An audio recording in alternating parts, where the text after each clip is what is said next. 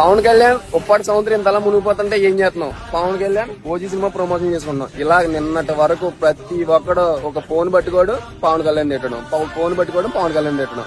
ఎందుకంటే ఈ సముద్రం ఇలా పైకి వచ్చింది కదా. అదే ఈ రోజు ఇంత శరవేగంగా ఇక్కడ పనులు జరుగుతున్నాయి. ఇంత రాత్రి మీద ఇంత రాళ్లు ఇంత వాళ్ళు వెళ్తున్నారు. ఇది కనపడదు మీ కళ్ళకి. ఓన్లీ పవన్ కళ్యాణ్ ఏం జరిగినా ఒకేలా ఎక్కడేం జరిగినా పవన్ కళ్యాణ్ మీద వేసేయడమే నెగిటివ్ గా. మానుకోండి ఇది. ఈ రోజు ఒక్క మీడియా మాట్లాడుతుందా? ఇంత శరవేగంగా ఇక్కడ పనులు జరుగుతున్నాయి పిఠాపురంలో, ఇక్కడ ఉప్పాళ్ళు ఇంత మంచిగా వాల్ కడుతున్నారు. దీని గురించి ఎవడో మాట్లాడు.